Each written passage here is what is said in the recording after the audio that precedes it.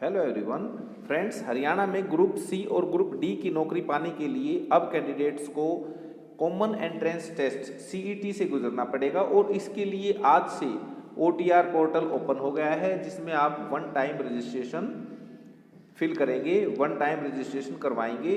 तो जब आप रजिस्ट्रेशन करवा रहे हैं तो उससे पहले आप ये वीडियो ज़रूर देख लीजिएगा, ताकि आपको जो सभी जानकारी हैं वो अच्छे से पता चल सके।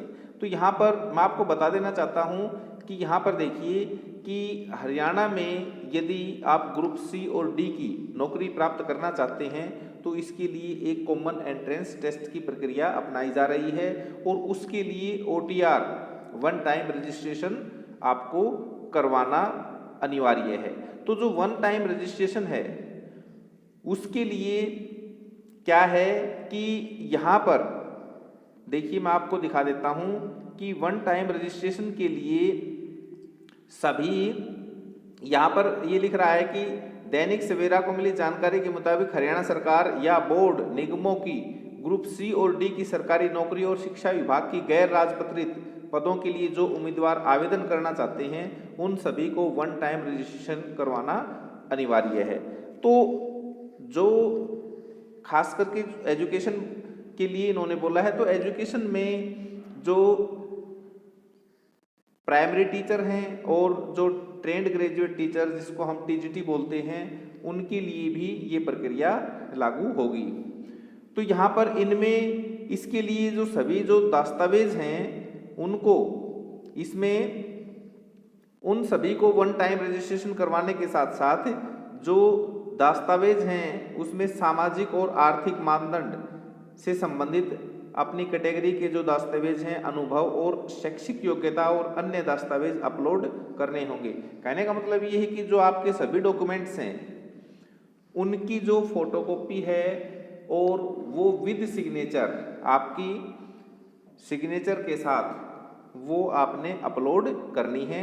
और ये पंजीकरण परिवार पहचान पत्र के साथ जुड़ेगा। जो आपकी फैमिली आईडी है, परिवार पहचान पत्र, पारिवारिक जो आईडी है उसके साथ लिंक हो जाएगा और सभी जानकारी वहां से ली जाएंगी। उम्मीदवार अपनी शैक्षिक और अनुभव की योग्यता पंजीकरण पोर्टल पर अपडेट करने के योग्य रहेंगे। अनुसूचित जाति और पिछड़े वर्ग, आर्थिक तौर पर कमजोर वर्ग के उम्मीदवारों को एक बार 250 रुपये और अन्य को 500 रुपये फीस जमा करानी होगी। तो फीस के संबंध में भाई कहा है कि जो शेड्यूल कास्ट हैं और बैकवर्ड क्लासेस के हैं और आर्थिक तौर पर पिछड़े मतलब ईडब्ल्यूएस हैं, इनका तो 250 रुपये रजिस्ट्रेशन फीस है और बाकी की जो रजिस्ट्रेशन फीस है वो 500 रुपये वो आपने एक बार जमा करानी पड़ेगी। और एक बार रजिस्ट्रेशन होने के बाद उम्मीदवार कितने भी पदों और कितने भी सीईटी के लिए आवेदन कर सकता है। तो ये रजिस्ट्रेशन एक ही बार आपने करवाना पड़ेगा। अब बात आती है कि उम्मीदवारों को जो सूचित है कौन करेगा, ये कर्मचारी चयन आयोग करेगा उम्मीदवारों को सूचित। जब भी हरियाणा कर्मचारी चयन आयोग ग्रुप सी और डी पदों के लिए भर्ती प्रक्रिया शुरू करेगा, तब आयोग जो सीईटी जो स्कोर है, कॉमन एंट्रेंस टेस्ट का स्कोर है, उसके बेस पर जो पात्र उम्मीदवार हैं उनको बुलाएगा, सूचित करेगा। और सीईटी में प्राप्त स्कोर हरियाणा कर्मचारी चयन आयोग की वेबसाइट पर मतलब पोर्टल पर दिया होगा। अगर किसी उम्मीदवार का सीईटी में रैंक इम्प्रूव हो जाता है तो वेबसाइट पर रैंक को संशोधित कर दिया जाएगा और सीईटी में प्राप्त स्कोर की वैधता 3 साल की रहेगी। भाई ये जो वैलिड है ये 3 वर्ष के लिए रहेगा। जो आपने सीईटी कॉमन एंट्रेंस टेस्ट दिया है उसकी जो वैलिडिटी है वो 3 वर्ष तक रहेगी। सीईटी में प्राप्त स्कोर की वैधता 3 साल और दूसरे शब्दों में वह 3 साल के भीतर विज्ञापित पदों पर आवेदन कर सकता है। वो जो कैंडिडेट है वो 3 वर्ष तक जो भी उससे रिलेटेड जो भी उसके योग्यता के समकक्ष जो भर्तियां निकलेंगी उसमें वो 3 साल तक ये जो सीईटी स्कोर है ये वैलिड रहेगा। ये आयोग तय करेगा कि सीईटी में प्राप्त स्कोर के आधार पर चयन करना है या और टेस्ट आयोग द्वारा लेना है। आयोग का यहाँ पर हम क्या अर्थ निकाल सकते हैं कि आयोग ये तय करेगा कि जो पोस्ट निकाली है किसी डिपार्टमेंट में उनका अलग से टेस्ट लिया जाना है या जो सीईटी का जो स्कोर है इसी के आधार पर मेरिट तैयार करनी है। तो ये अंतिम जो निर्णय है ये आयोग लेगा भाई। आयोग कुल पदों का 5 गुना 5 टाइम्स उम्मीदवारों को कैटेगरी अनुसार स्कोर के आधार पर बुलाएगा। मतलब जो कैंडिडेट, जैसे मान लीजिए 100 पोस्ट हैं तो 500 कैंडिडेट को आयोग क्या करेगा, कॉल करेगा एक बार। अगर कट ऑफ पर एक से ज्यादा उम्मीदवार पात्र होंगे तो सभी को बुलाया जाएगा, उन सभी को बुलाया जाएगा। अब बात आती है कि सीईटी साल में कम से कम एक बार जरूर होगा भाई। ये जो कॉमन एंट्रेंस टेस्ट है ये वर्ष में एक बार जरूर लिया जाएगा। और यहाँ बोला है कि वर्ष 2021 में तो एक बार अवश्य होगा और साल में प्रत्येक वर्ष एक बार कम से कम जरूर होगा। इसके बाद सीईटी ज़्यादा बार भी लिया जा सकेगा, ये आयोग पर निर्भर करता है।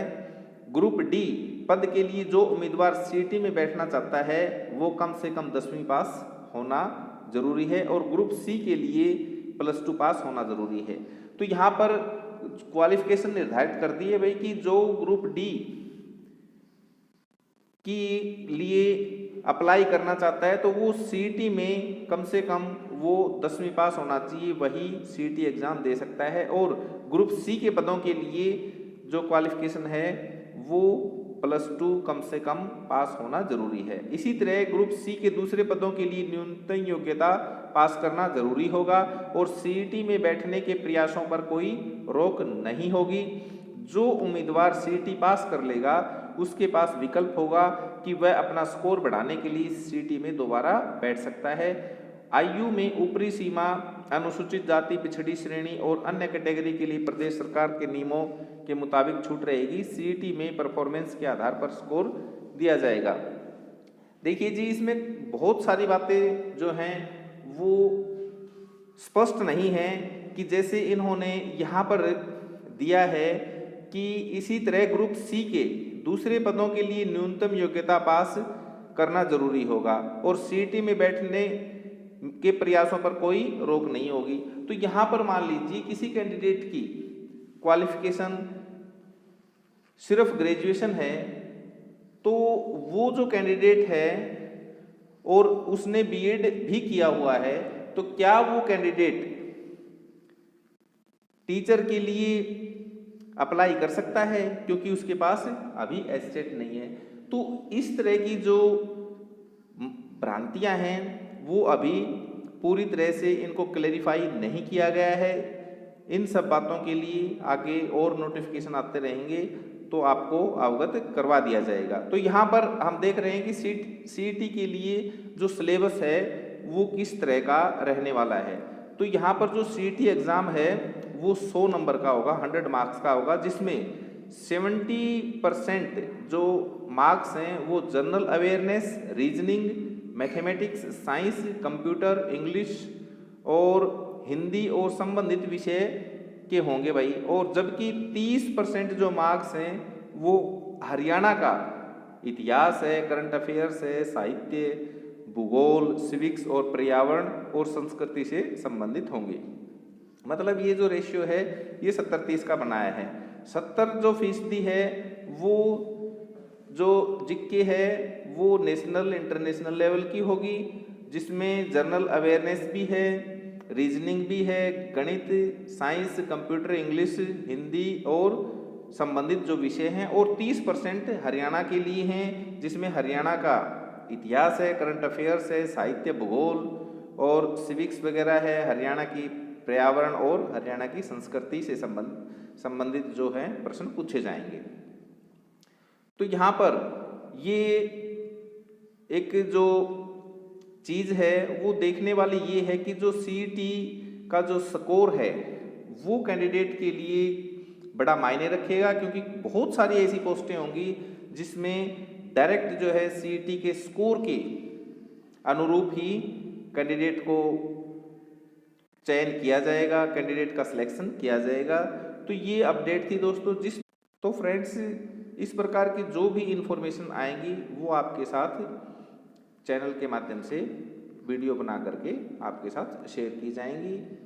तो ये जो इन्फॉर्मेशन है ये अपने दोस्तों में, अपने फ्रेंड्स में इस वीडियो को शेयर जरूर कीजिएगा और चैनल को सब्सक्राइब अवश्य कर लें और नोटिफिकेशन बेल को प्रेस करके ऑन कर लें ताकि आपको सभी इम्पोर्टेंट इन्फॉर्मेशन समय पर पहुंचती रहे, कोई इम्पोर्टेंट इन्फॉर्मेशन आपकी मिस ना हो सके। Thank you.